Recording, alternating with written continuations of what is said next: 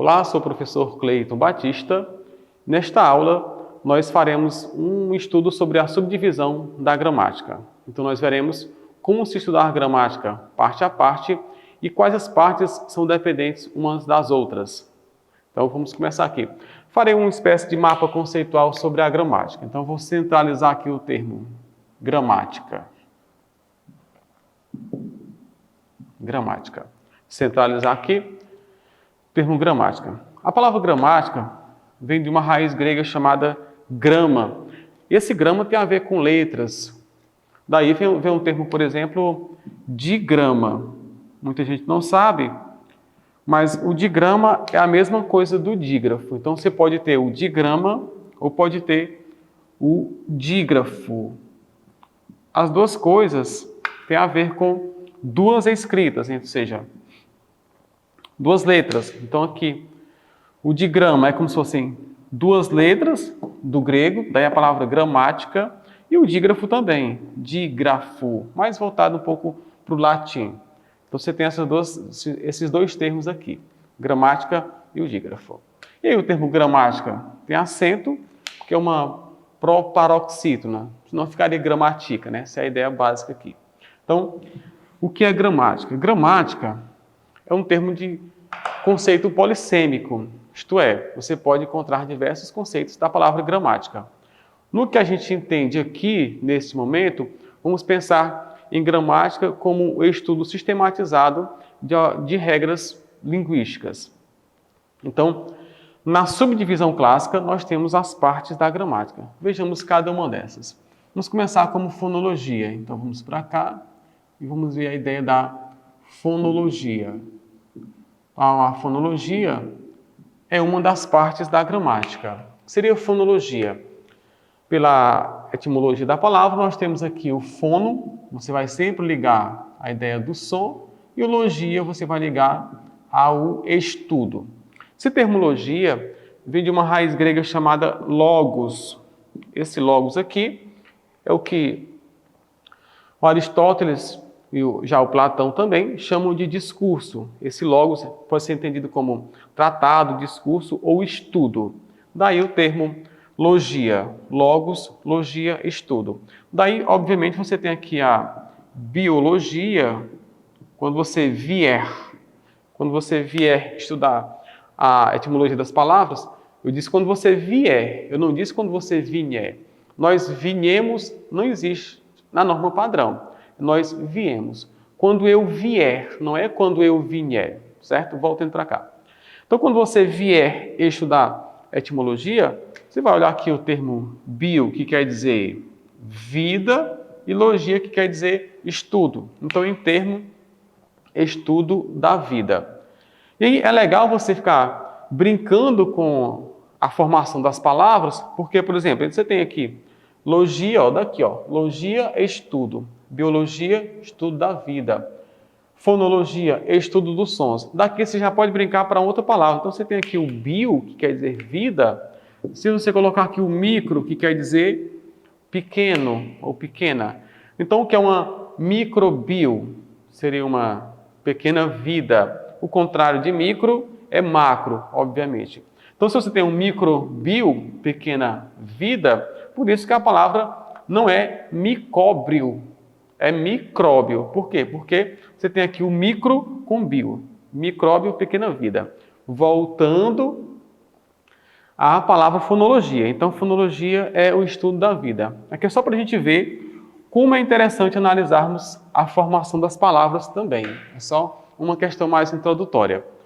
Então, a fonologia é o estudo dos sons de uma língua. Há duas questões básicas, a fonologia e a fonética. A subdivisão clássica, ou seja, a diferença entre ambas, de maneira rasa aqui, é que a fonética trabalha com qualquer produção sonora. Então, tudo que é som, né, qualquer questão acústica, é trabalhado com a fonética.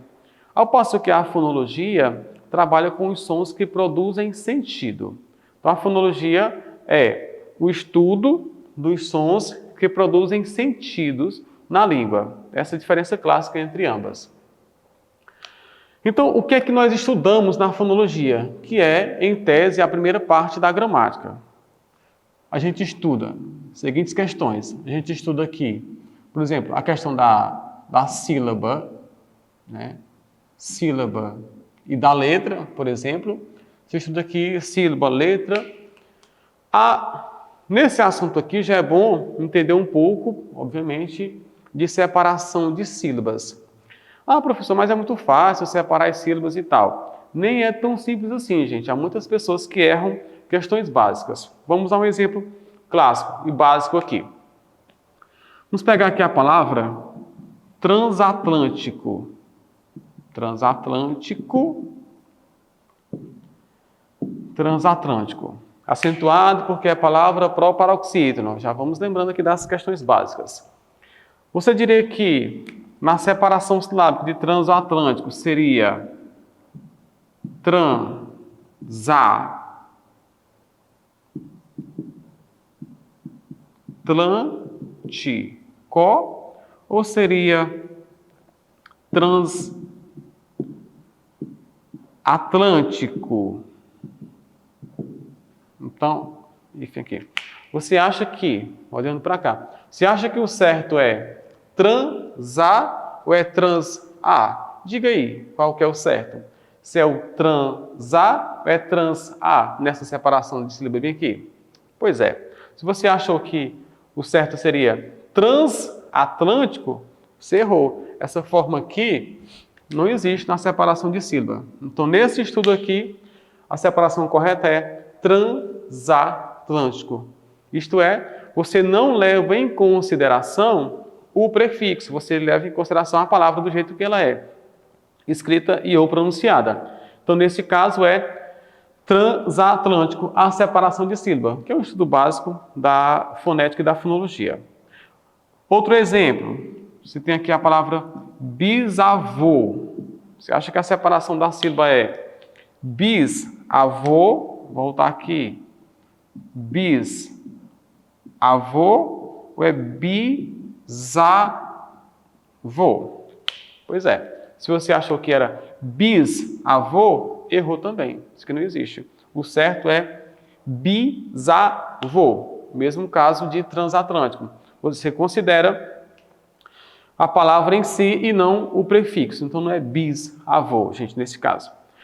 Mas, porém, contudo, no entanto, entretanto, se não, não obstante, apesar disso, embora, conquanto, todavia, voltando para cá, não vá confundir o todavia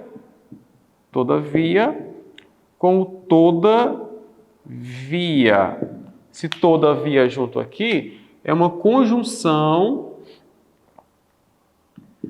adversativa. Significa, porém, mas, entretanto.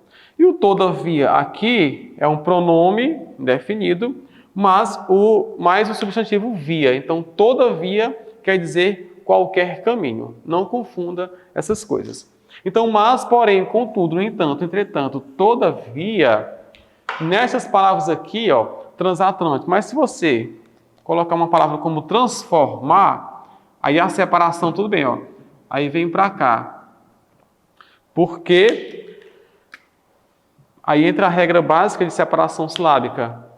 Separam-se os encontros consonantais internos. Então, nesse caso, não pode ficar o S para lá. Então, se vier vogal aqui, o S vem para cá. Se vier consoante, o S... se vier vogal, o S vai para lá. Se vier consoante, o S vem para cá. Então, se eu pegar aqui, por exemplo, a palavra bisneto, aí tudo bem. Aí o S vem para cá. Bisavô, o S vai para lá. Bisneto vem para cá. Porque aqui nós temos um encontro consonantal interno que deve ser separado.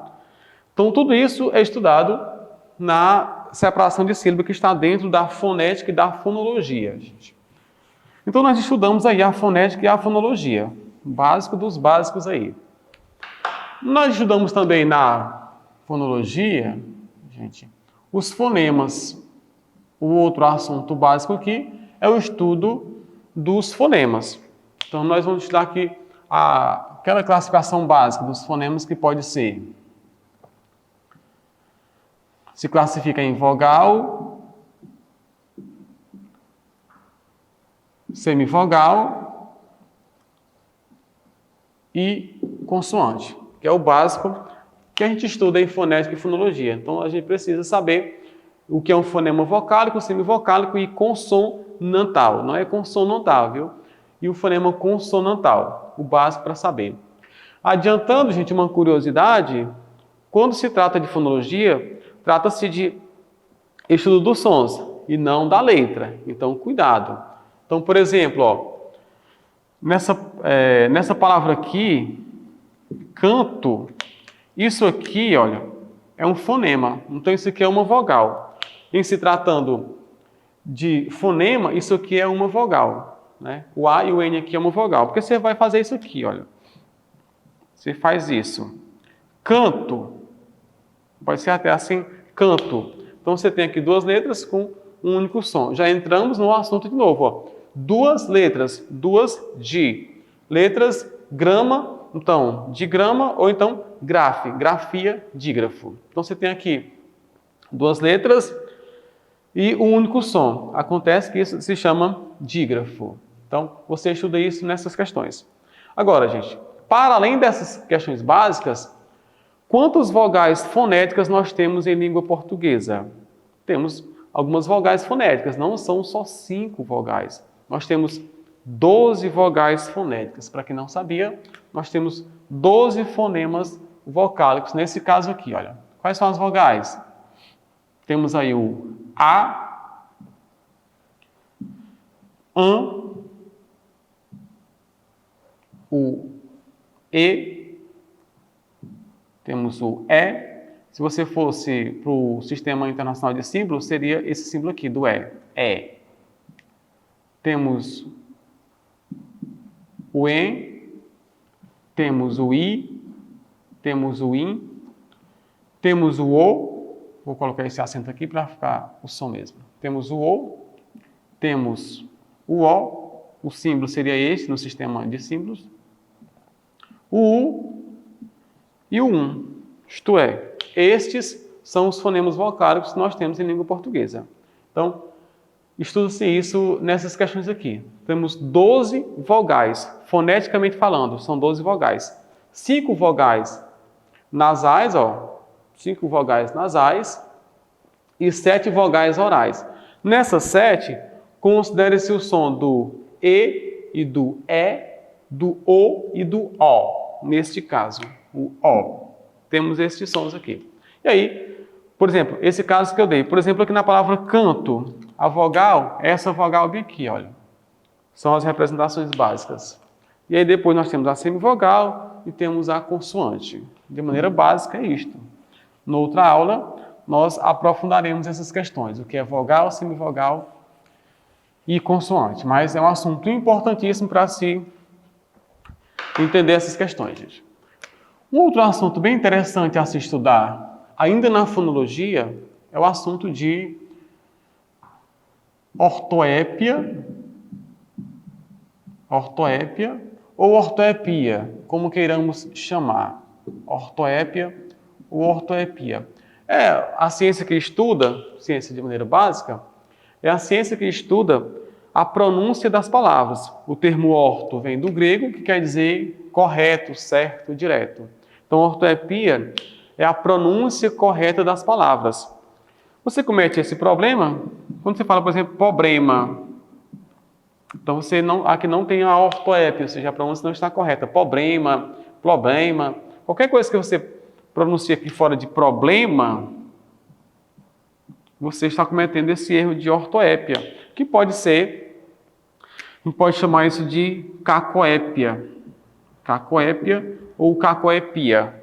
Tudo que tiver caco na língua, você vai lembrar de feio. Cacofonia, som feio. Cacoépia, pronúncia inadequada para a norma padrão. Então, você estuda ortoépia e ortoepia.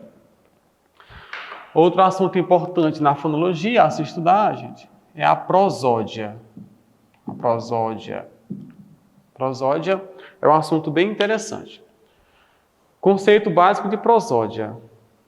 No estudo da gramática como ciência, prosódia é a perfeita localização da sílaba tônica das palavras. Prosódia, mais uma vez. Prosódia, mais uma vez. Perfeita localização da sílaba tônica das palavras. Vejamos alguns exemplos básicos. Vejamos aqui alguns exemplos. Então, essa palavra aqui é comum as pessoas pronunciarem rúbrica, o que não existe, porque no dicionário a palavra não é acentuada. E aí a condição imprescindível para que uma palavra seja proparoxítona, ela tem acento gráfico. Isto é, qualquer palavra que não tenha acento gráfico, não há a mínima condição de ela ser proparoxítona. Ela vai ser ou paroxítona ou vai ser oxítona. Isto é, sem acento gráfico, a sílaba tônica jamais pode ser a antepenúltima.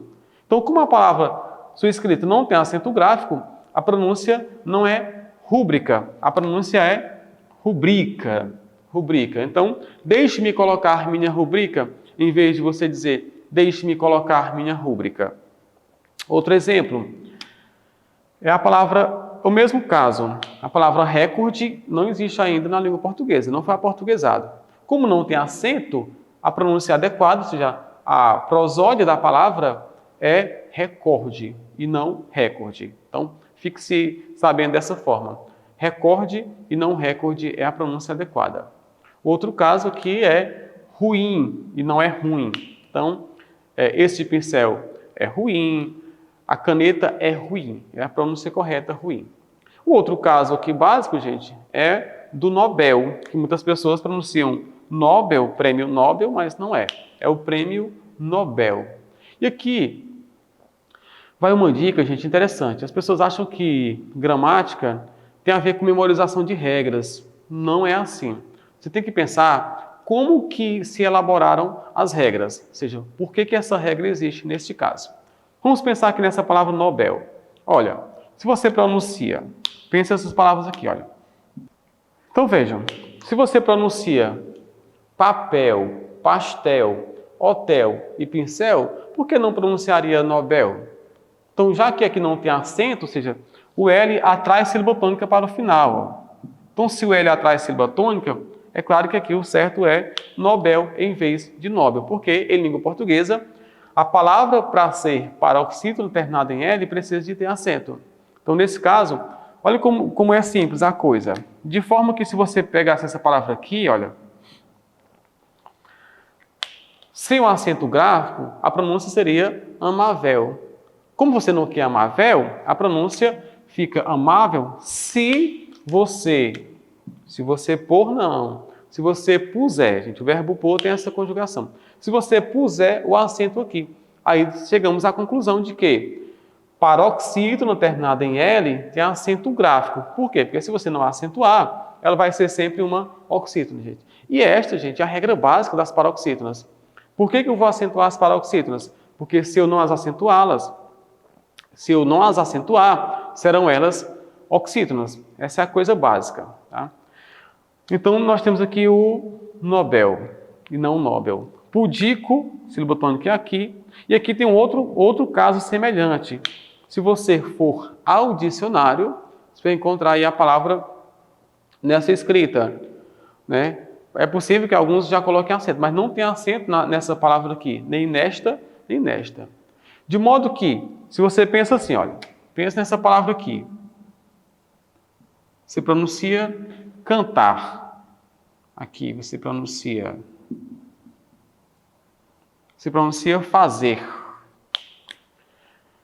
Você pronuncia cantar. Então aqui você pronunciaria, por exemplo, açúcar. Açúcar. Se você pronuncia aqui cantar e fazer, e aqui você pronunciaria açúcar, então aqui você pronunciaria o quê? Cateté e ureté. Por quê? Porque não tem o acento aqui. Mas, professor, não é açúcar, exatamente. Por isso que precisa do acento gráfico, para a sílaba tônica não ser na oxítona e vir para cá. Então, aqui você tem o açúcar, por quê? Porque tem acento gráfico. Mas a palavra terminou no R, o R atraiu a sílaba tônica, de forma que, se ela terminou no R, ela vai ser automaticamente oxítona. Se eu não quiser que ela seja oxítona, eu porei acento para que ela seja paroxítona. Então, nesse caso aqui, gente, a prosódia aqui da palavra é cateter e ureter, não catéter e ureter, como muitos pronunciam. Agora, já que a maioria pronuncia catéter e ureter, há uma chance razoável de, futuramente, essa pronúncia ser aceita, ou seja, de ela ser dicionarizada como catéter e ureter. Foi o que aconteceu com esse termo aqui. Né? Agora, a pronúncia correta desta palavra aqui não é xerox, é xerox. Então aqui ela é oxítona.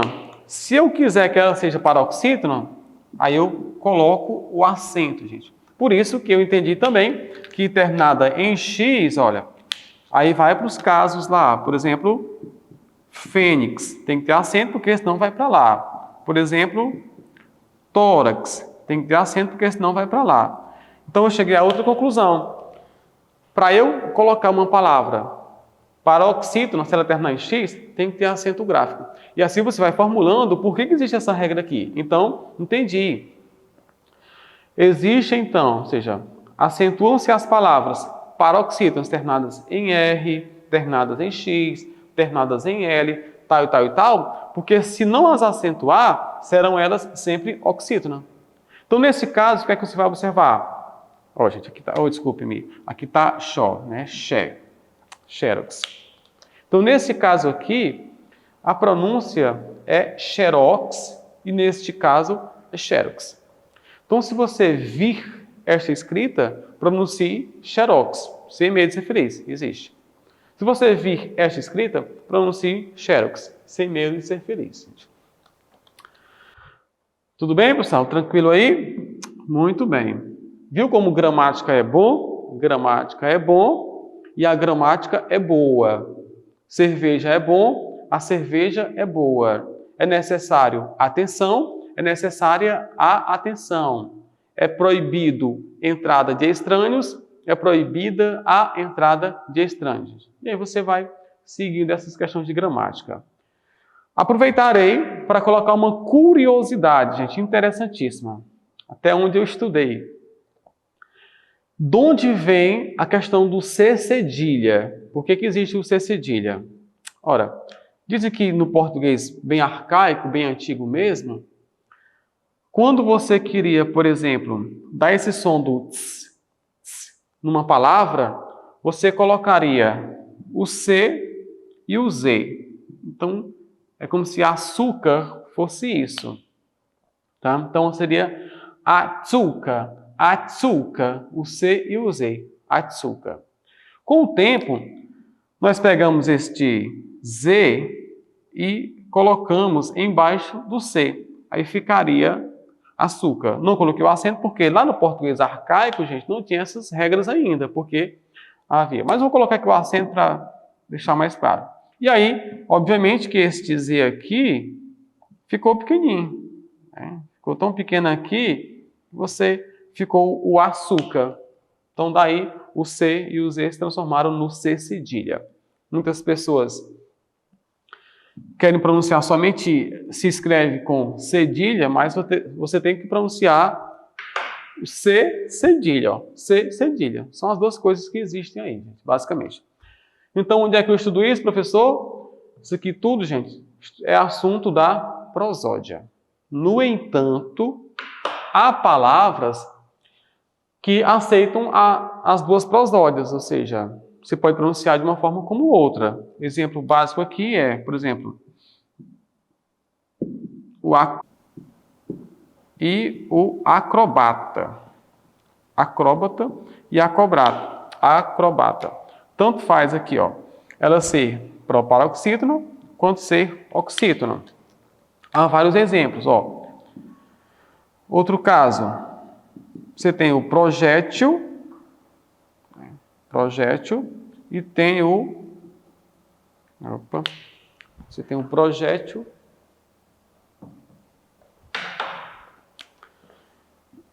e tem o projetil. Projétil e projetil. As duas existem. Projétil é paroxítona e projetil é oxítona. As duas existem. Agora, atenção, porque se você estiver falando de projétil, qual seria o plural de projétil? Ó, nesse caso aqui seria projéteis. Tá? E projetil, qual seria o plural de projetil? Seria projetis, ó, mudou.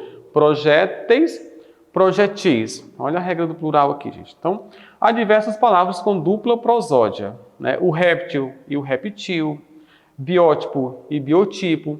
Então, existe aí uma relação de palavras que tem a dupla prosódia. A gente chama isso de dupla prosódia, certo? Esse problema bem aqui de as pessoas pronunciarem rúbrica, ou recorde, ou ruim, Nobel, catéter, tudo isso tem um nome, chama-se silabada. Então, a silabada é o deslocamento equivocado da sílaba tônica. Gente, é a silabada. É quando você desloca equivocadamente a sílaba tônica. A silabada. Continuemos.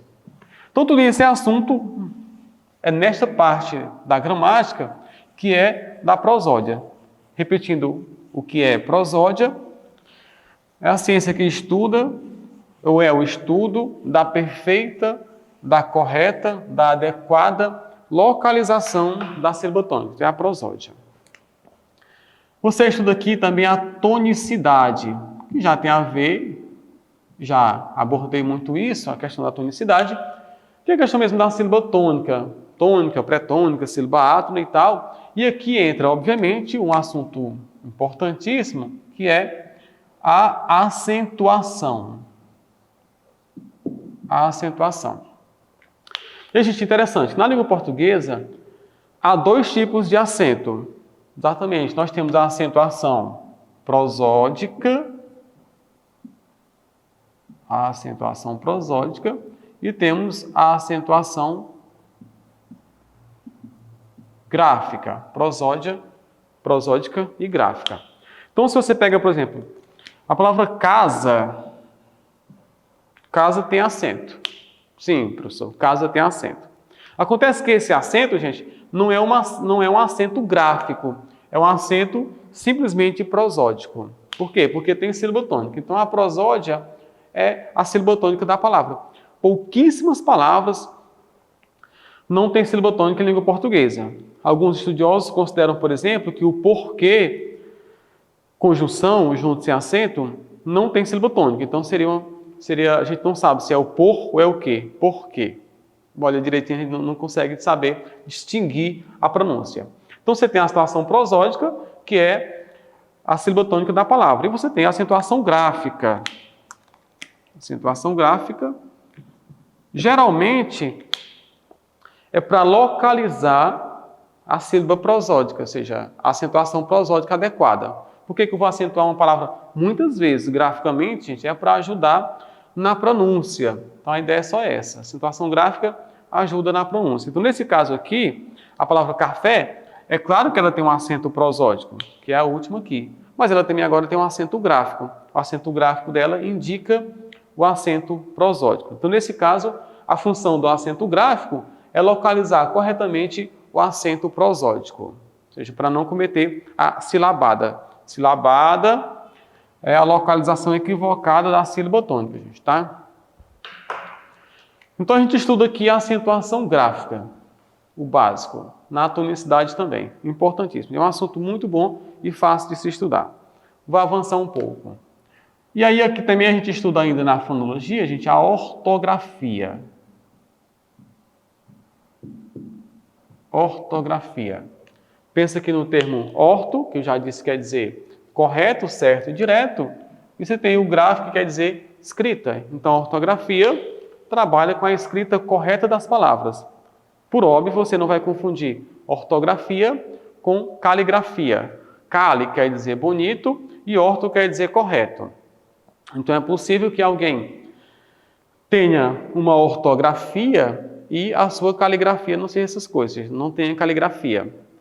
Ele pode ter uma cacografia. Caco é feio. Então, cacografia é uma letra feia. Então, a ortografia é simplesmente a escrita correta das palavras. E é isso. Há uma convenção sobre isso.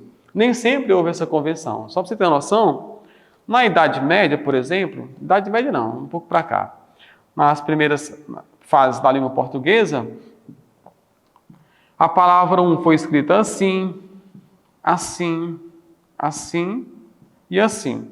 Porque era somente uma representação do som. Então, o que você... Por isso muitas palavras eram escritas às vezes com S, às vezes com Z, e não tinha essa distinção.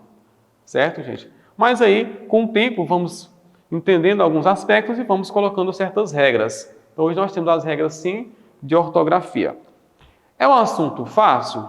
Não. É um assunto bem complexo. Muito difícil? Não. Nós temos que estudar por quanto tempo? A vida inteira, gente, ortografia. Como é que eu vou saber? Dicionário. Dicionário. Mas há algumas técnicas, algumas dicas, alguns estudos. Uma coisa que eu recomendo muito para se estudar ortografia é o estudo da etimologia da palavra. Etimologia. Logia é estudo, já passou por isso, né? Então, logia é estudo da raiz da palavra, da origem. A gente entende hoje a etimologia como estudo da origem das palavras. No entanto, o termo étimo mesmo, lá do grego, étimos, quer dizer verdade. Porque lá naquela discussão básica, nas obras platônicas, ou seja, lá no Crátilo de Platão, ele vai discutir se nós chegamos à verdade estudando a etimologia das palavras, ou seja, pela origem das palavras nós chegaríamos à verdade. Então, por que é importante estudar a etimologia, gente? O que eu estou vendo isso aqui, a origem é importante. Na ortografia, isso ajuda por quê? Então, por exemplo, você está escrevendo rapidamente aí e diz, professor, eu não sei como é que eu escrevo aqui, estou ansioso, eu não sei se é com S ou com C. E ansiedade, eu não sei se é com S ou com C. Ansiedade, tal e tal, tá? E aí você tem que entender que as palavras têm família também. E conhecendo a família delas, você vai conhecer muita coisa dela. É só pensar, de onde vem a palavra ansiedade e de onde vem a palavra ansioso? Básico, gente. Vem de ânsia. Então, se ânsia é com S, ansioso e ansiedade também é com S. Regra primária, regra básica de ortografia. As palavras derivadas conservam a grafia das palavras primitivas. As derivadas conservam a grafia das primitivas. Então, basicamente isso, gente. Mas há muitas outras coisas de etimologia, aliás, de ortografia, que podem nos ajudar. Algumas regras bem básicas mesmo, gente, né? Vou pegar aqui uns casos. Então, aqui vamos pensar no uso do X, do CH. Pensa aqui, por exemplo, caixa, peixe, trouxe. Isso aqui é com X. O que foi que se convencionou? Que nessa dúvida do som do X, que é esse fonema bem aqui, olha, o som desse fonema aqui, essa representação aqui, que pode ser o CH ou o X, em alguns aspectos o SH, após ditongo se usa X. Após ditongo se usa X. Então aqui, caixa, peixe, trouxe, não tem dúvida. Tem um ditongo, então após o ditongo no som do X vai ser sempre X. Obviamente que há algumas observações. Então, por exemplo, recalchutar. Recalchutar, professor, é com CH. Professor, mas você não falou que após ditongo vem o X? Por que aqui vem o CH? Porque, gente, a regra primária lá, a palavra recalchutar já vem de uma palavra caucho, que já é com CH. Que quer dizer resina, seringa, essas coisas. Daí recalchutar ser com CH. Por quê? Porque a primitiva já é com CH. Então o que é recalchutar? É colocar um caucho, ou seja, uma borracha. Recapar, colocar uma nova capa no pneu. Recalchutar seria isso, nesse caso, gente. Algumas dicas básicas de ortografia. Não é um assunto tão simples, depois nós teremos uma aula somente sobre isso, sobre ortografia, gente, mas algumas coisas básicas. Para concluir essa parte de ortografia, Vamos pegar um exemplo bem básico aqui, olha. Pensa rápido. Pensa rápido aqui comigo. Pretensioso. S ou C? Pretensioso. S ou C? Pensa rápido. Há algumas dicas para isso. É sempre voltar à etimologia da palavra, tá, gente? Então, há uns conceitos interessantes sobre esse uso do S aqui, por exemplo. Se no radical do verbo tem o ND, RT, COR e o PEL, isso vai gerar cognato, gente. Então, isso gera cognato com SS. Então, ND, RT, COR e PEL. Vamos ver alguma coisa. Então, por exemplo, tem a palavra aqui, olha, pretender. Tem a palavra divertir. Tem a palavra concorrer. E tem a palavra expelir. Expelir. Vou ficar aqui mesmo. Ah, não corta não. Expelir. Tá? Então, a palavra pretender vai gerar a palavra pretensão. Olha aí. Então, você não vai ter dúvida aqui se é com S. Por quê? Se pretender tem um ND, então pretensão é com S. E aí, aqui tem a palavra, por exemplo, compreender, compreensão. Apreender, apreensão. Ascender, ascensão. Tudo com S. Básico aqui, certo? Então, divertir, deixar o espaço, divertir, olha aí, diversão, gente, ó. Por quê, professor? Porque eu tenho o RT. Divertir, RT, ó, divertir, diversão. Converter, conversão. Inverter, inversão. E aí você vai ter essa questão bem aqui, do uso do S. Então, concorrer gera que palavra? Concurso. Ó, concurso é com S. Por quê? Porque tem o cor no radical do verbo. O verbo tem cor, o substantivo é com S. Então, concorrer, concurso. Gente, olha que legal. Correr. Correr, curso. Concorrer, concurso. Percorrer, percurso. Transcorrer, transcurso. Recorrer, recurso.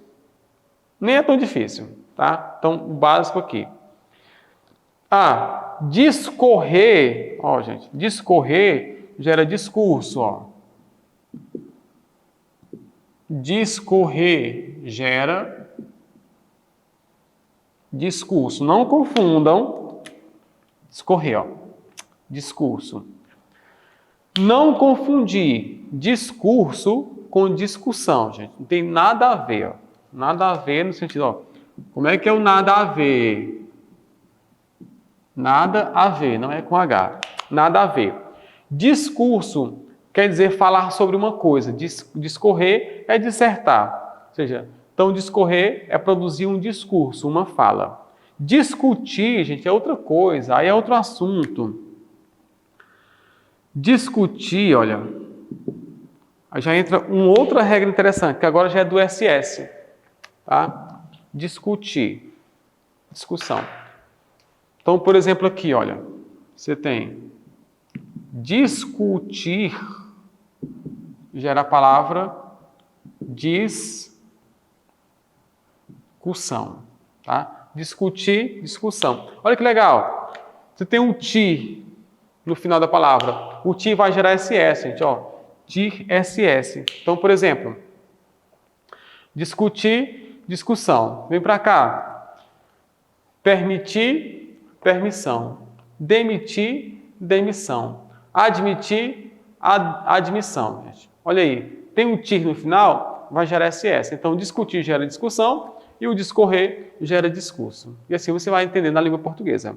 É já que eu volto para cá, só para completar essa parte aqui. Discorrer gera discurso. Discorrer gera discurso. Percorrer, percurso. Transcorrer, transcurso. E você vai entendendo melhor essas questões de língua portuguesa.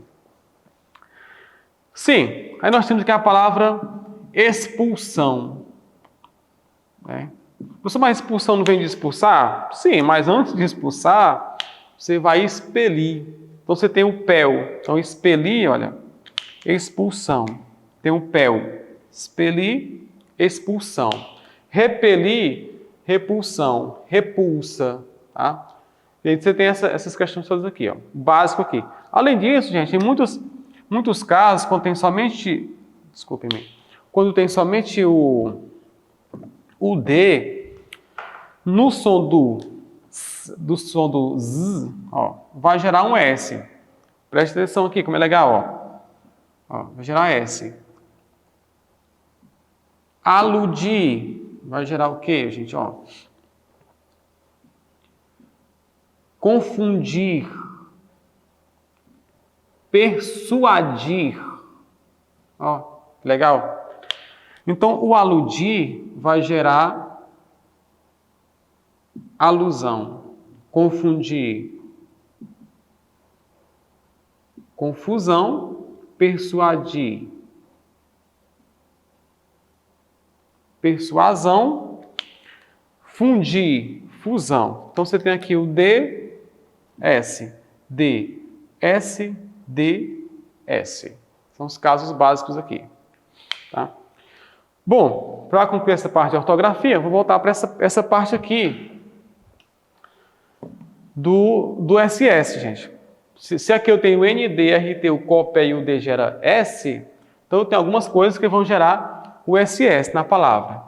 Então, quais são esses termos? São esses aqui, olha. É o SED, GRED, PRIM e o TIMET no final. Então é isso. SED, GRED, PRIM, TIMET no final, já sabe, gente. Vai gerar o SS. O TIR e o MET só pode ser no final. Então vamos lá. Isso aqui tudo vai gerar o... gente, aqui eu errei, né? SS não, aqui é o S. Só um S, desculpe-me. Isso aqui tudo vai gerar o SS, ó. Bem aqui é só um S, não confundam, tá? Aqui que é o SS. Então, por exemplo, aqui, olha, o CD, você pode ter aqui a palavra seção. Aqui você tem a palavra, por exemplo, né? Vou até pegar aqui, seção. Vou pegar aqui a palavra agredir. Ó, agredir vai gerar agressão. Imprimir vai gerar impressão.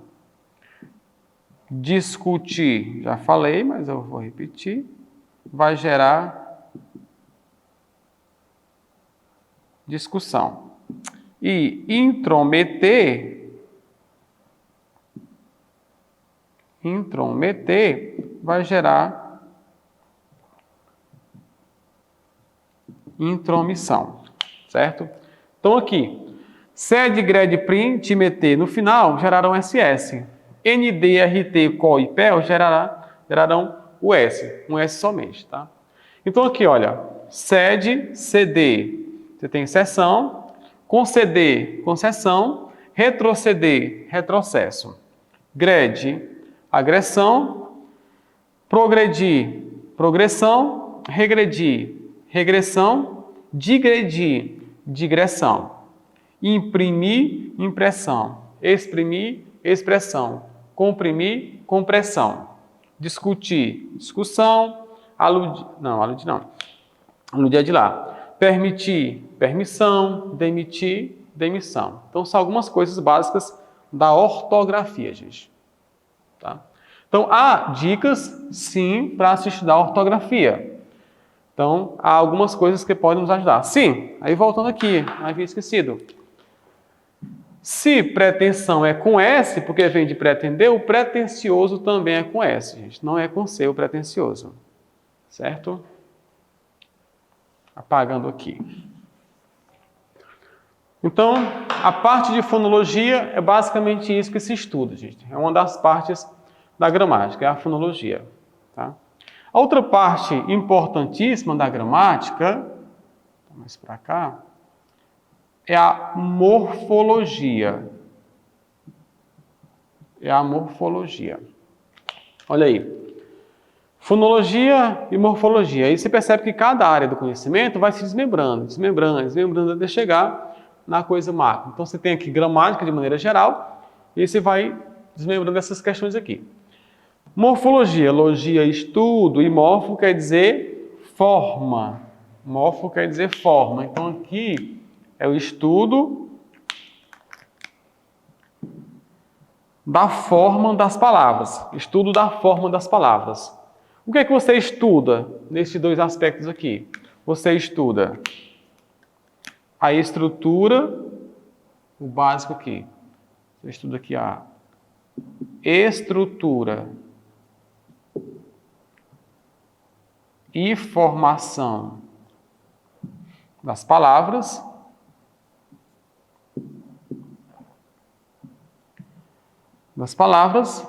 E estuda as classes de palavras, também conhecidas como classes gramaticais. Classes gramaticais. É que você estuda. Formação de palavras. Você vai estudar prefixo, sufixo, radical, vogal temática, a formação como prefixação, sufixação, parassintética, hibridismo. Tudo isso você estuda na estrutura e formação de palavras. E aqui nas classes gramaticais, você estuda as palavras em outra versão, ou seja, como que elas estão, tanto na formação, mas a sua base em si. A dica é melhor para estudar a classe gramatical, gente. Você não pega uma gramática e, por exemplo, passe as 60, 70, 80 páginas somente estudando os substantivos. Não, isso não vai adiantar muito. Então, a ideia é você ter uma visão macro da coisa, ter uma visão holística das classes de palavras para ajudar em muitos aspectos. Então, assim, a minha recomendação é que você estude da seguinte forma. Você vai entender que essas classes podem ser classes variáveis e classes invariáveis. E aí essas classes elas têm as suas... Tem que saber. Quais são as classes variáveis?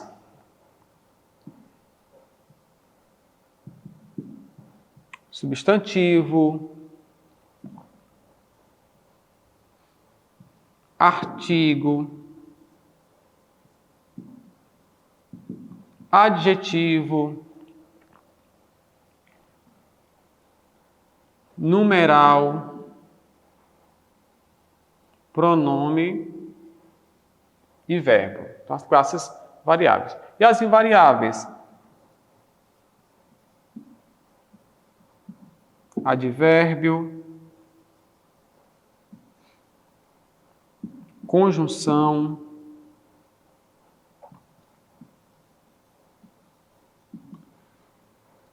preposição e interjeição. Então, é assim que se estudam as classes gramaticais. Você tem que entender essa relação aqui. Isso aqui faz toda a diferença, gente. Então, estude sempre nessa perspectiva. Quais são as classes variáveis e quais são as classes invariáveis. E assim você vai entendendo essa parte aqui. Por quê? Nós vamos ver futuramente que, nesse caso aqui, por exemplo, o substantivo é o bam da coisa. Então, ele manda nesses outros elementos aqui, olha. Nós vamos observar que o artigo, o adjetivo, o numeral e o pronome são vassalos, isto é, eles trabalham para o substantivo. Então, quem manda de alguma forma na frase é o substantivo. Por exemplo, aqui, o que é o artigo? É a palavra que determina ou indetermina o substantivo. Geralmente é antes, geralmente não, sempre antes do substantivo. O que é o artigo? É o caracterizador do substantivo. O que é o numeral? É o quantificador ou o organizador do substantivo. O que é o pronome? É o acompanhante, determinante ou substituto do substantivo. Então vejam, acompanha, caracteriza, quantifica ou ordena, acompanha ou substitui. Mas tudo isso o que, gente? O substantivo. Então, quando você vier estudar a concordância nominal, você já sabe. Se o artigo, o adjetivo, o numeral, o pronome trabalham para o substantivo, isto quer dizer que na concordância nominal, artigo, adjetivo, numeral e pronome vão concordar sempre com o substantivo, que é o termo a que se refere. Então, nesse caso, gente, é o básico aqui, básico mesmo. Vou aproveitar e vou colocar aqui uma questão básica, aqui um exemplo. Então, pensa que nesse termo aqui, vou colocar aqui o radical. Ó. Menin, radical. Na estrutura das palavras, na estrutura. Mas vem para cá o menin, no radical. Se eu coloco o seguinte, gente, ó. Aqui não tem como eu concordar com nada, porque é a parte primitiva da palavra. Vocês não tem como haver concordância. Mas se eu falo o seguinte, ó. Menino. Coloquei aqui, ó. Não é nem marcador, gente, é uma desinência aqui. Desinência aqui do masculino. Tá? Então eu tenho menino. Se eu tenho menino, eu posso ter, ó, gente, aqui. Eu posso ter um menino e eu posso ter o menino. Eu posso ter menino estudioso. Ó, estudioso. Estudioso. Legal. Estudioso. Tá? Eu posso ter aqui, gente, eu posso ter este menino, tá? Posso ter este menino. E se se trata de numeral, só colocar um pouco mais para cá. Colocar um pouco mais para cá. Este menino. E aí eu, em numeral, eu só posso ter um menino, certo? Um menino. Então, o que é que eu vou lembrar disso aqui? É que menino, gente, na classe gramatical, é o substantivo. Mas voltando aqui, olha, é o substantivo. Olha como isso aqui é interessante. Se eu tenho menino, quando eu vou caracterizar, geralmente é uma concordância, ó. Estudioso. O menino. Um menino. Um numeral, menino. Este menino. Aquele menino. Então você percebe que o substantivo é o bambambam do sintagma nominal. É quem manda na frase. Este menino. E aí, se eu puser, por exemplo, aqui um S, olha, ou seja, mudou o substantivo, ele obriga as outras classes gramaticais a mudarem todas. Então eu vou dizer agora, meninos estudiosos. Eu não vou dizer mais um menino, vou dizer agora, eu posso dizer, mudou aqui. Eu vou dizer uns meninos.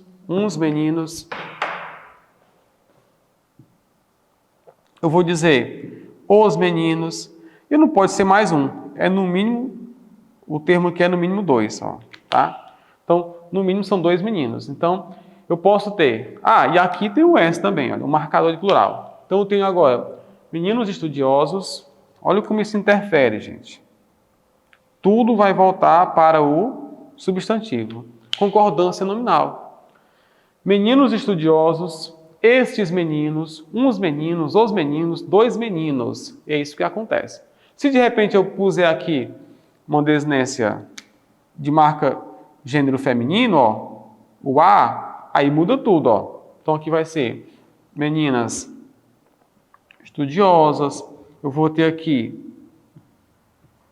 umas meninas, não vai ser mais o termo uns. Eu vou ter as meninas, aqui serão 2 ou mais, e aqui será, ó, o termo estas meninas. E assim você vai entendendo como é que se dá a concordância verbal. Por que é importantíssimo entender nesse aspecto? 2 coisas. Verbal não. Concordância nominal, primeira coisa. A outra coisa é se eu falo o seguinte, olha. Meninas estudaram, a ideia do verbo lá, você vai ter aqui um sintagma nominal. Eu posso dizer umas meninas, as meninas, duas meninas, estas meninas, tal e tal e tal. Mas, de qualquer forma, o termo mais importante será meninas. Então, no sintagma nominal, neste caso, numa função de sujeito da oração, se eu perguntasse quem é o núcleo do sujeito, seria, obviamente, o substantivo. Isso aqui é adjetivo, isso aqui é artigo, isso aqui é numeral, isso aqui é pronome adjetivo. Tá? Então, o adjetivo, o artigo, o numeral e o pronome adjetivo teriam a função sintática de adjunto adnominal, neste caso. Adjunto adnominal. Bom, é assim que você estuda a questão da morfologia. Importantíssimo. Depois a gente aprofunda mais aí. A morfologia. Importantíssimo. Ratificando o que eu disse. Ó. Ratificando. Não confunda aí o ratificar com o retificar. Ratificar dá a noção de confirmar, afirmar, reafirmar, corroborar, endossar, reiterar. E o retificar é uma questão de tornar reto, ou seja, correto. Daí a ideia da retífica é um lugar onde se recuperam peças de carro, de moto. Recuperam-se peças. Então, retificar, gente, aqui, ó. Não confundir o ratificar com ratificar. Essas palavrinhas aqui são chamadas palavras parônimas também. Fala em ajeitar, gente, aqui, olha. Ajeitar, olha que legal. Ajeitar. Há um entendimento interessante que após o A com o som de G, ó, vai gerar G, olha. Agenda. Agência. Ágil. Agilidade. Agiota. Tudo isso é com G. No entanto, o ajeitar não é com G. Exatamente porque o ajeitar vem da palavra jeito. E aí é aquela coisa básica. Se jeito é com J, o ajeitar não pode ser com G. Porque a palavra derivada vai conservar a grafia da palavra primitiva. Continuemos. São as partes básicas de uma gramática. Recuperando, você estuda a fonologia e você estuda a morfologia. Uma coisa interessante, gente. Percebe-se que nesse estudo aqui, uma coisa não depende muito da outra. Você pode estudar primeiro morfologia e depois fonologia. A grande maioria das gramáticas trazem na sequência fonologia, morfologia, sintaxe. Grande maioria. Mas já há gramáticos que deixam a fonologia por último. Então, mas a principal aqui é você saber morfologia no primeiro momento, para depois outras coisas. Então você tem fonologia, morfologia, e você tem agora, gente, vou colocar aqui, sintaxe, não é síntese. Pode ser sintaxe ou pode ser sintaxe, tanto faz. As pessoas mais antigas, os professores mais antigos pronunciam sintaxe. Os mais recentes pronunciam sintaxe, nesse caso aqui o som do S mesmo. Tá? Falando no som do S, gente, aqui, olha, interessante, lembrei-me de uma coisa.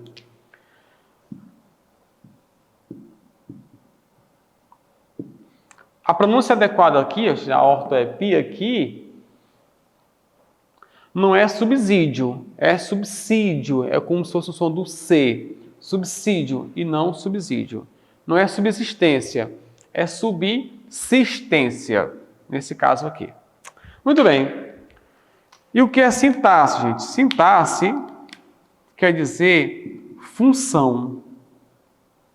Sintaxe quer dizer função. Isto é, tem a ver na gramática com a organização dos termos na frase. Você tem aí a morfologia, ou seja, você tem as palavras, mas essas palavras se organizam na frase para formar um discurso adequado. Então, aí você tem a função da coisa. Então, o que se estuda nessa questão aqui? Você estuda a organização das palavras para formar uma frase com sentido. Tá? Então, o que você entende aqui? Você estuda aqui, vou fazer assim mesmo, se dá tempo aqui, é espaço aqui.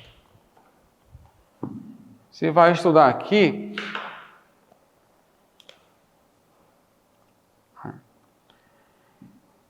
os termos da oração. Você estuda os termos da oração. Os termos da oração. E aí muita gente, dependendo da gramática, ela classifica em algumas formas. Os termos da oração podem ser os termos essenciais, os termos acessórios, tá? Então tem gente que vai por esse caminho aqui. Os termos essenciais da oração, os termos integrantes e os termos acessórios. São 3 tipos de termos. Termos essenciais, sujeito e predicado, os integrantes, os complementos e os acessórios, os adjuntos. Seria basicamente isto, nessa questão, gente. Mas é possível estudar também a ligação dos termos, ou seja, os termos da oração que estão ligados ao nome e os termos que estão ligados ao verbo. Quem é que é ligado ao nome? Os adjuntos e os complementos e o complemento nominal, nesse caso. Então você tem como estudar isso aqui. Mas para aprofundar, o que é que você estuda aqui? Sujeito, predicado, objeto direto, objeto indireto, complemento nominal. É o estudo geral aqui da sintaxe. Você estuda, obviamente, aqui, se é a questão da oração, você estuda a ideia da sintaxe do período, obviamente. Sintaxe do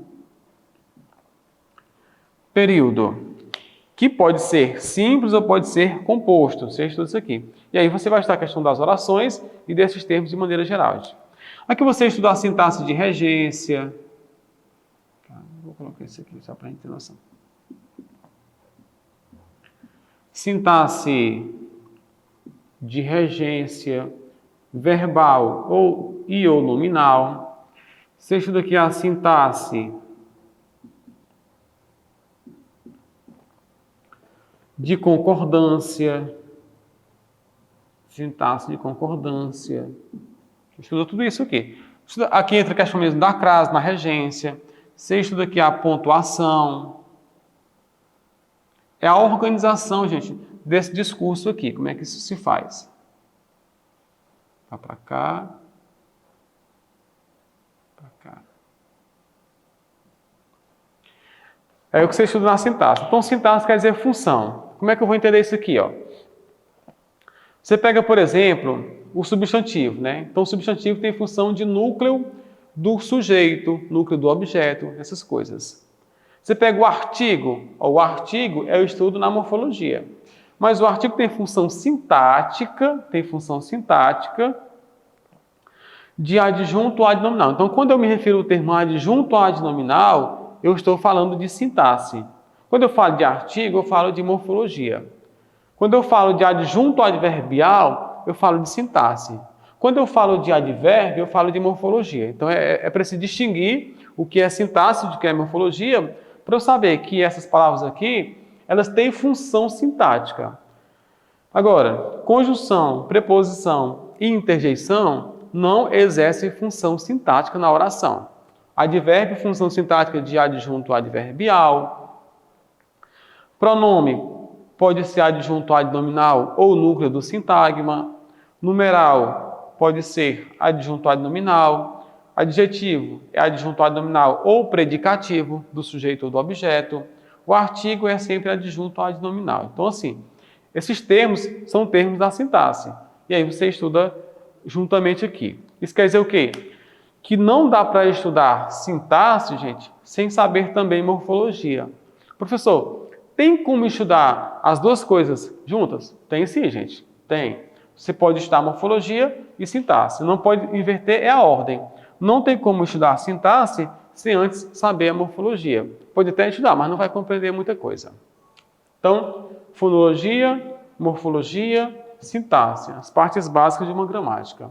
Isso aqui, gente, é a tríade clássica, é a tríade canônica, são as 3 partes de uma gramática. No entanto, há outros estudos que são importantes também e são necessários. que já estão sendo inseridos aí nas gramáticas, já estão sendo insertos na gramática. Obviamente, você não vai confundir o termo incertos com o termo incertos. É isto mesmo.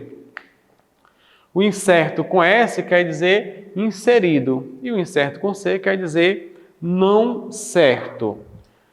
As palavras incertos e incertos são palavras homônimas, isto é, tem a mesma pronúncia. Homo quer dizer igual, gente. E aí, o assunto ao qual entraremos nesse momento, né? No qual entraremos. Então, nós temos aqui a tríade canônica: morfologia, fonologia, morfologia e sintaxe. O outro caso aqui, gente, a se estudar, é o caso, vou trazer para cá, é o caso da semântica. Então, nós temos a semântica. Além disso aqui, ó. Não sei que esse negócio aqui apareceu. Morfologia, sintaxe e semântica. A semântica é a ciência que estuda o sentido das expressões. Então, ela tem a ver com o estudo dos sentidos de maneira geral. Semântica estuda os sentidos, gente, de maneira geral. Então, o que é que nós podemos estudar na semântica? Há muitos termos aí, mas aquela divisão clássica de, por exemplo, denotação e conotação, denotação e conotação, denotação e conotação, isto é, o sentido mais restrito e o sentido mais amplo. Então, nós temos aqui, por exemplo, muita gente gosta de falar o sentido real e o sentido figurado. Não é bem adequado esse negócio de real e figurado e imaginário, gente, porque dá a ideia de que a conotação fosse uma mentira, e não é. Então, a gente pode entender no sentido literal, objetivo, claro, preciso, direto, conciso, e o sentido figurado, que é um sentido amplo, é um sentido expressivo. Então, isso aqui tem muito mais a ver com a informação inicial, isso aqui tem a ver com a expressividade da coisa. É isso. E aí, vamos pegar um exemplo clássico aqui. Se nós pegamos a palavra pedra, assim que você fala pedra, o que vem à sua mente, de maneira bem objetiva? Vem lá o objeto, né, o mineral, duro, tal e tal e tal e tal. Então, a pedra, isso vem à sua mente. Então, esse conceito básico aqui é o conceito denotativo, é a denotação. Mas quando você fala assim, esse menino, essa coisa, ou você mesmo, é uma pedra no meu sapato. Ou como diz o famoso poema do Drummond, né? Tinha uma pedra no meio do caminho. Então, a pedra ampliou a sua significação. Então, podemos entender que a conotação é a expressividade, a significação ampla, tem a ver com tudo isso. Peguemos outro exemplo, a palavra fogo. Quando você fala a palavra fogo, vem à sua mente a ideia básica de fogo. Mas, quando o Camões fala assim, o amor é fogo que arde sem se ver, ele vai usar aí uma metáfora, em que ele vai pegar as propriedades do fogo e vai comparar com as do amor. Então, ele vai pegar as propriedades do fogo e jogar para o amor. O amor é fogo que arde sem se ver, gente. É o básico aqui. Então, nesse caso, o fogo queimou toda a floresta é o sentido denotativo. Mas, amor é fogo que arde sem se ver é o sentido conotativo, o sentido figurado. É a divisão clássica da semântica, gente. Lembrando também, gente, que esses estudos têm muito a ver com as teorias linguísticas. Há teorias linguísticas, por exemplo, que não consideram, não aceitam essa questão de conotação e denotação. Para eles dá o sentido e pronto. Então, por exemplo, a teoria da enunciação, do Benveniste e do Culioli, eles não gostam muito dessa questão de denotação e conotação, como se houvesse um sentido primitivo e um sentido derivado desse primitivo. Então, eles acham que o enunciado é o enunciado e pronto, e que o sentido é o do enunciado, sem saber se o sentido primeiro ou antecipado. Mas você estuda a denotação e a conotação, e você estuda, nesse aspecto aqui, a relação de antonímia. Antonímia ou antonimia, certo? Relação de antonímia ou antonimia. E aí é o básico, são os antônimos. Antonímia e antonimia são os antônimos, gente, aqui. O caso clássico é bom, ruim, bem, mal, alto, baixo. Para você lembrar mais dos antônimos, lembre-se do poema da Cecília Meirelles, Antítese. Daí o termo anti. É até bom lembrar, porque se você tem o termo... Sempre que você tiver o termo anti, você vai ter a ideia de contra, contrário. Anti, oposição, contrário. E se você tem o termo ante, você tem o termo, a ideia de anterioridade. Então, o que é a antítese? São teses contrárias. O que é antônimo? Palavras com ideias contrárias. Mas o que é ante? Quer dizer anterior, que é uma antessala. É uma sala que precede a outra, no sentido de você ultrapassá-la. Então, você tem a antonímia. Você tem aqui ainda, você estuda a sinonímia, né? Ou sinonimia. Aqui tanto faz você dizer antonímia como antonimia, sinonímia como sinonimia, gente. Então, a sinonímia neste caso aqui. A sinonímia, como o nome já diz, essa questão de sino aqui, gente, tem a ver com aproximados. E esse termo aqui de onímia aqui, isso aqui vem do grego onoma. Onoma, que quer dizer nome. Né? Nome. Isso vai gerar, na língua portuguesa, o termo ônimo. Ônimo. Vai gerar o termo ônimo. Então, você tem aqui, por exemplo, ó, o básico. Se você pega aqui a palavra, ó, sim, ante, para, homo, antropo, hipo e o hiper.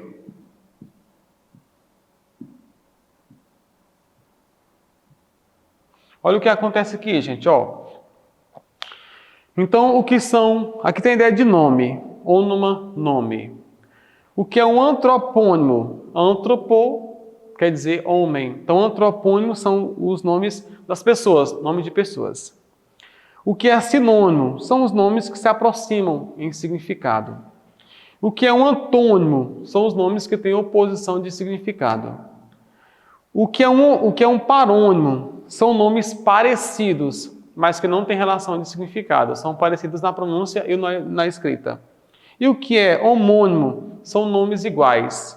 E o que é hipônimo? Nomes com significação restrita. E hiperônimo, significação ampla. Você tem aqui ainda o topônimo. Vem do grego topos, quer dizer lugar. Então, topônimo quer dizer nome de lugar. Então, tudo isso você estuda na ciência, que é estudar a significação das coisas. Então, você tem aí o sinônimo, parônimo, tudo isso, gente. Você tem a sinonimia, ou a sinonímia, antonímia, ou antonimia. Você estuda aqui a paronímia. Paronímia. O que é a paronímia, gente? São as palavras que são parecidas, mas que não têm relação de sentido. E aí há uma série de palavras que se aproximam em questão de escrita e ou pronúncia, mas o sentido não se aproxima. Peguemos aqui alguns. O retificar e o ratificar, eu já falei. Retificar e o ratificar. Ratificar. Retificar e ratificar, cumprimento e cumprimento. Dispensa e despensa, vadiar e o vadear, são o absorver e o absolver. Olha aí, gente. Absolver e o absorver. Absolver quer dizer inocentar e o absorver quer dizer sorver. Daí, obviamente, a palavra absorvente. Aquilo que absorve.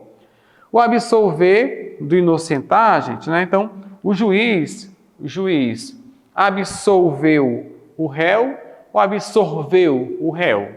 Ele não absorveu, ele não sugou o réu, então ele absolveu. Então é a sentença absolvitória, né? Então, nesse caso, absolveu o réu, gente, né? Que é o mesmo que inocentar. Absolveu é o mesmo que inocentar, que é o mesmo que, em tese, discriminar. Você não vai confundir o discriminar com o discriminar. Discriminar, você lembra aqui de crime e o des, que é a ideia de ausência, de retirada. Discriminar, retirar o crime. Inocentar, absolver. E o discriminar, para cá não. Discriminar, sempre que você viu o termo dis, você vai lembrar sempre de divisão, separação. Daí a palavra divórcio, separação. Discriminar quer dizer separar, segregar. Então, a discriminação é uma separação, gente, simplesmente. Segregação das coisas. Por isso você estuda na questão dos parônimos, na paronímia. Paronímia, gente. Além disso, você tem aqui a homonímia. Homonímia ou homonimia. Tanto faz, gente. Homonímia ou homonimia. O que são, aí o termo homo, lembrando aqui, olha, ante, contra, sim, aproximado, parecido, e o homo quer dizer igual, nomes iguais, são as palavras homônimas. É o caso clássico aqui em cima agora, da palavra grama, o clássico de grama. Então você tem aqui o grama e tem a grama. O grama é a unidade de peso e a grama é o capim, a relva. Então, por isso que você deve dizer, na norma padrão, obviamente, 200 gramas de mortadela e não 200 gramas de mortandela, gente. Então, 200 gramas, 500 gramas e não 500. Agora, a grama é o capim. É o caso clássico aqui. O outro caso é a palavra manga, que pode ser a parte da roupa, manga, e pode ser a fruta, manga fruta e manga parte da roupa. Então são palavras homônimas, gente, aqui, ó. Palavras homônimas. E há diversas palavras nesse caso. A questão mesmo dos porquês, do acerca de, do mal com I, mal com L, na língua portuguesa, no Brasil, porque em Portugal não tem essa subdivisão, porque lá ninguém pronuncia mal com L, no sentido de isso aqui ser mal, é mal. O L é pronunciado, então lá é mal, pastel, anel, essas coisas. Ah, gente? Bom, são os casos básicos de homonímia.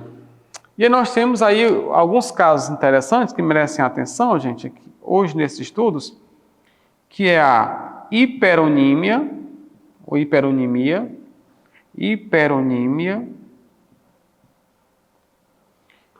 a hiponímia. Hiponímia ou hiponimia. Hiperonímia ou hiperonímia.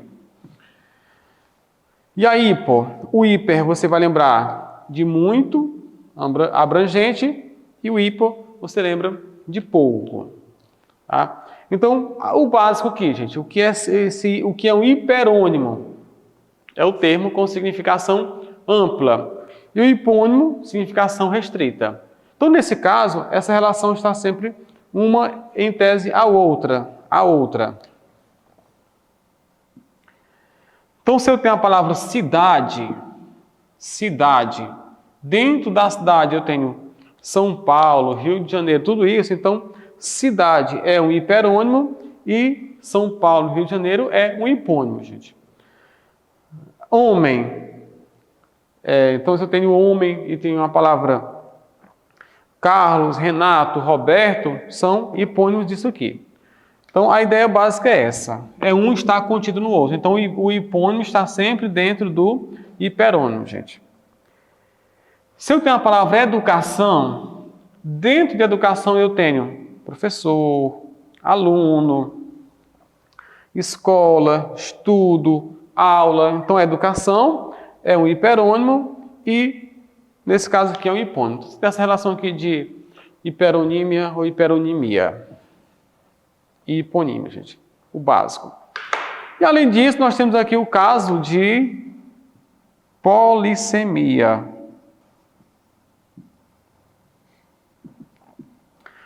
Semia é semântica, você lembra disso? Semia é semântica.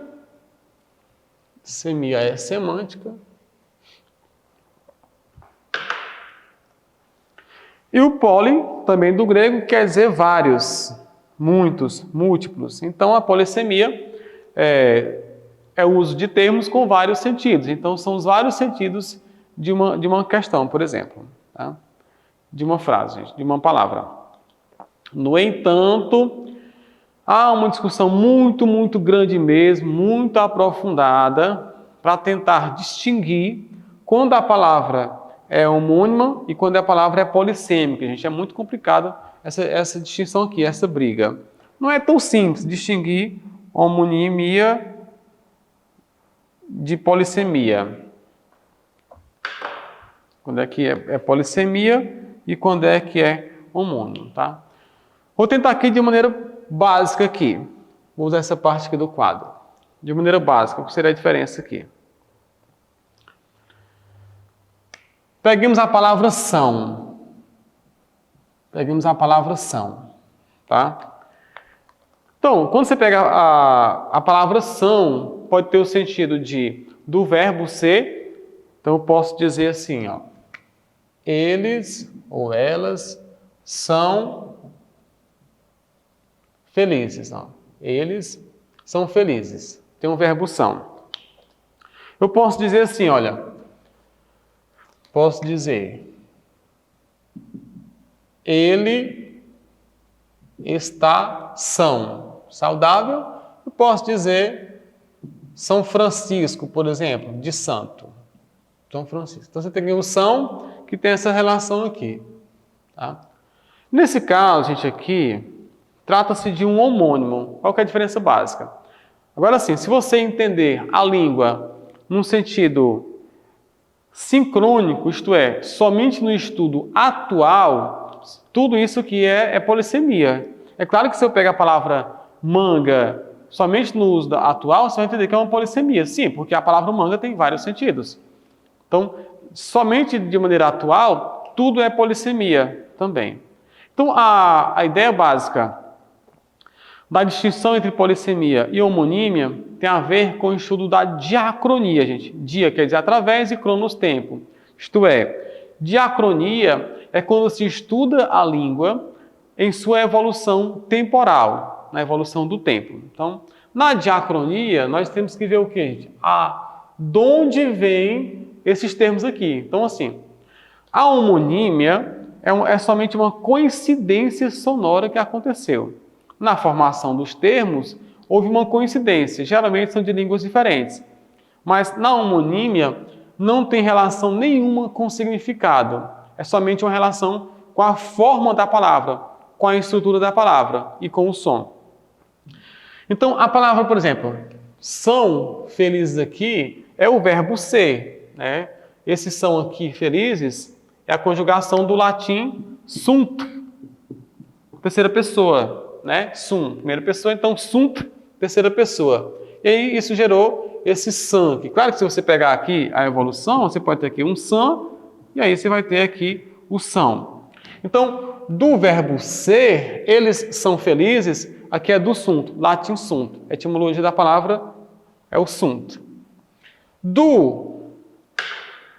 O são aqui, no sentido de estar saudável, ó, ele está são, sentido de saudável aqui, gente, vem também do latim, só que é do latim sanus, que tem a ver com saúde, sanus, né? Saúde, gente, aqui, nesse caso, de san. Então eu tenho aqui, olha, o são do verbo ser é do sunt, e o do saudável é de san. Vai gerar aqui o são na pronúncia que nós temos. Então aqui, por isso que ele está são, mas ela está sã. Ele são, ela sã. É o feminino, gente, aqui, ó. Tá? E o são de São Francisco aqui é o de Santos, que gerou até nós também a questão do santo. Então você tem 3 opções aqui dessa palavra são. Isso quer dizer que quando se estuda a diacronia, a história da palavra, não tem relação semântica nenhuma. Então se trata de uma homonímia, gente. É o caso básico aqui. Outro exemplo, vamos pegar a palavra manga, para especificar a mesma coisa, gente, aqui, ó. Manga. A palavra manga,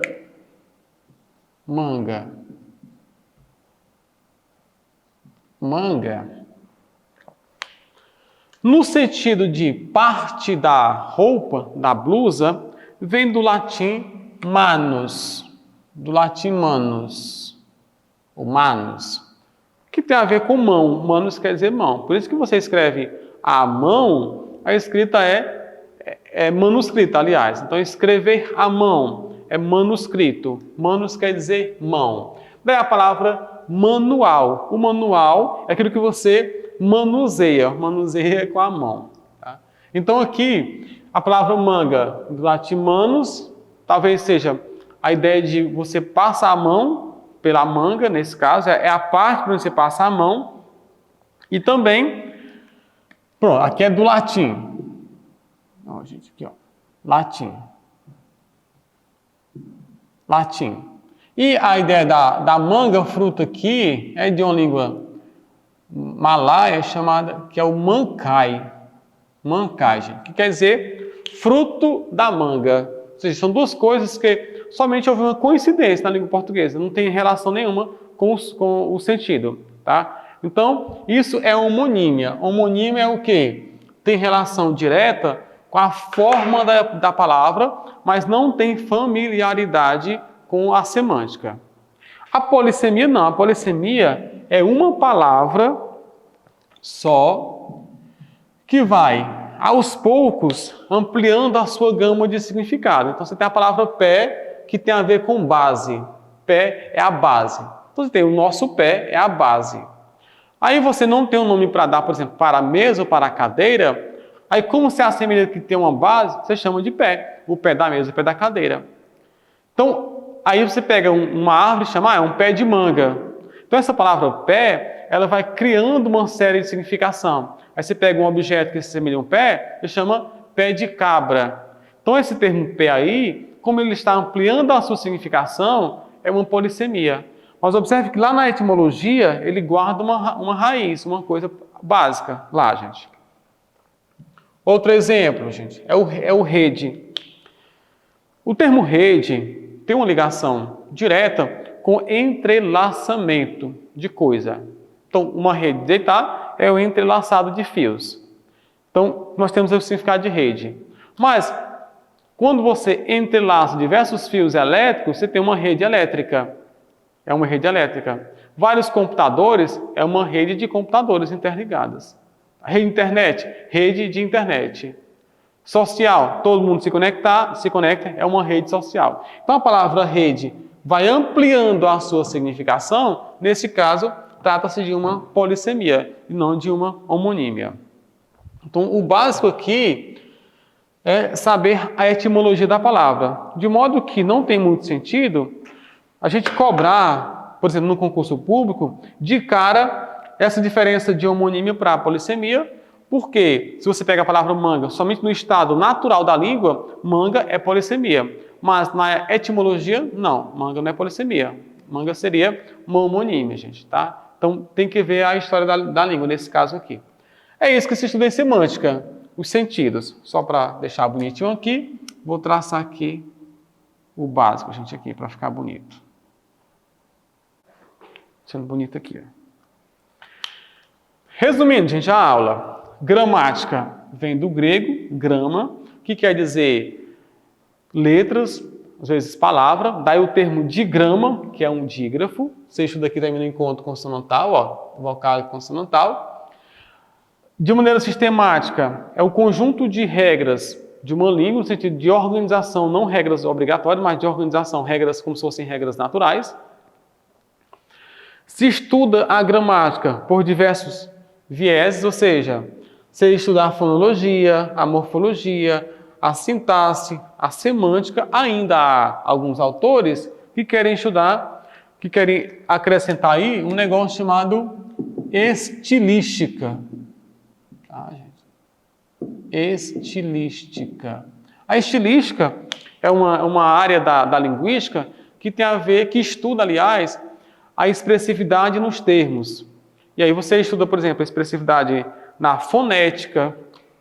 Se você pega, por exemplo, o trecho básico aqui da música do Almir Sater, conhecer as manhas e as manhãs, o sabor das massas e das maçãs. Então, esse efeito sonoro aqui, essa expressividade, ela é causada na estilística, por um negócio que a gente chama de paronomásia, que tem a ver com as palavras parônimas, ou seja, palavras parecidas. Então, manhas e manhãs, massas e maçãs. Você pega, por exemplo, trecho do poema do Cruz e Souza, Violões que Choram, você tem vozes volúpeas, veludosas vozes dos velhos vórtices velados. Essas coisas, então você tem uma aliteração que é estudada também na estilística. Então, o que é que se estuda na estilística? Você pode estudar a expressividade do uso de alguns elementos da língua, e você usa aqui, muitos autores querem colocar, as figuras de linguagem, gente, aqui. Por quê? Porque as figuras de linguagem, elas estão no âmbito da expressividade. Então, uma coisa é você falar assim, eu estou com fome. Outra coisa é falar, estou morrendo de fome, gente. Então, é no âmbito da expressividade que entra na linguística. Alguns autores colocam. De maneira básica aqui, a sequência, gente, é essa aqui, olha. Você não pode estudar, por exemplo, sintaxe sem estudar morfologia. Então, essas duas aqui, elas estão interligadas. Ou primeiro esta e depois esta, ou concomitantemente, as duas coisas. No demais, essas aqui e essas aqui podem ser estudadas assim, de maneiras, às vezes, separadas. A outra coisa é que esses assuntos, eles não podem parar no tempo, ou seja, você vai estudar sempre, sempre, sempre. É importante, você não vai aprender o significado de uma palavra numa aula. Então, usando dicionários, fazendo pesquisas, olhando classe gramatical, olhando a etimologia que você vai estudar. Tá? Então, gente, foi esse momento, a apresentação de uma gramática básica aqui. É uma visão bem global mesmo, bem geral, uma visão bem holística do que seja uma gramática e de como se estudá-la. Assim vamos entender nessa ramificação da gramática. Espero que você tenha gostado. Foi um prazer e até a próxima.